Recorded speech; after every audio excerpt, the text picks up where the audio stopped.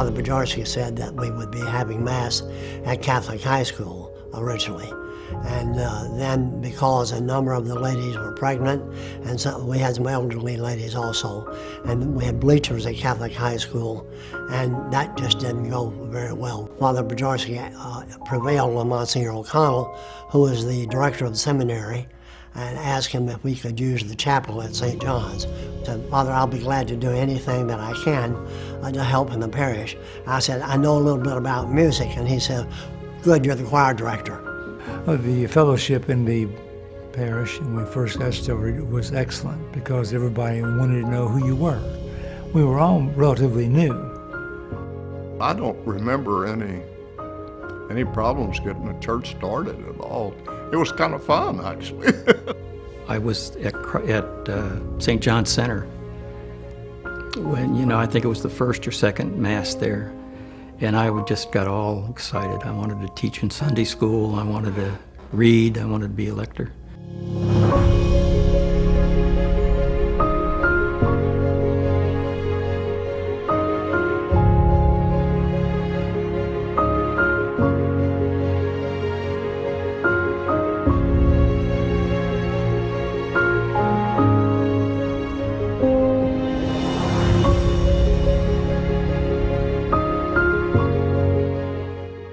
We just came together. I think Father Bajarski had everything organized, and when Father Cal came, and that's when I was really involved in a lot of the church activities. The first social activity I remember was on St. John's Seminary grounds. Christ the King was real good about trying to get little groups together. And I think they felt like they had to get these little groups together before they would ever get any big groups together. It was just, there was more enthusiasm because it was new. It was kind of an unknown territory. Father Bajarski was here, and he went on sick leave, and Father Keppel was assigned here, and he was here more or less by himself. 6 weeks after going to Catholic High, I moved here.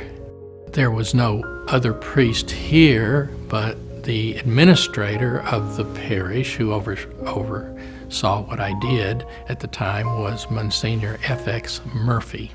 So Father Cal calls me in Chicago and says, would you like to be Director of Religious Education at Christ the King Parish? I said, I'd love to.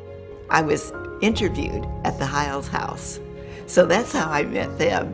John Hartnett was in charge of Religious Education Commission. The best memories, yeah. The Rex Fest, since we got that going. And I remember each neighborhood took a place, a theme. But there were a lot of fine young priests who got their start here. People are still active in them. New ministries have opened up, and people are involved in all of them. So I'm just love Christ the King because we're so active and we're involved.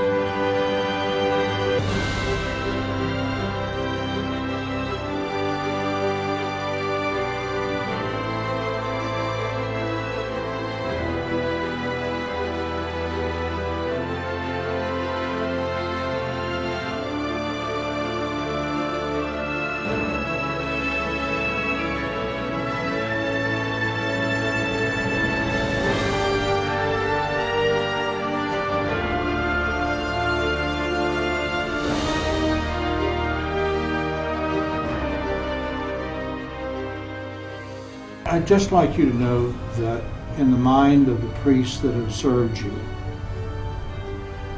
that Christ the King is an exceptional parish. It has people who are loving and kind and faith-filled, and every priest, each of the four of us, Father Bujarski, a good, solid, strong guy who made it all start, and that wasn't easy. Father Calvecchio, who was not a great administrator, I don't think, but he was deeply spiritual and touched the hearts of people, and spiritually deeply. Myself, who worked there for 20 years, and it's hard for me to go back to that parish because I fell in love with the people that made up the parish and the people that, and don't over-accent the pastor, because the pastor is only as good as the people that surround him. The deacons, the parish council, the people, the school, the faculty, all of those people that make it up. And then Father Malone now, who has enhanced everything that the first three of us tried to build up and made it even more beautiful. So, Christ the King, you are great.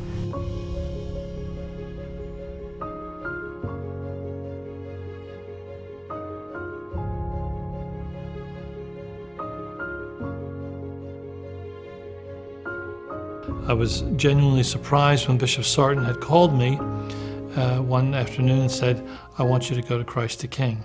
Monsignor Hebert was leaving after 20 years being their pastor. For some of them, the only pastor they ever knew. So I never thought of myself as taking his place. I thought of myself as filling his shoes and standing on his shoulders and trying to create a continuum of the things that he had done in a place that he loved very much and still loves to this day.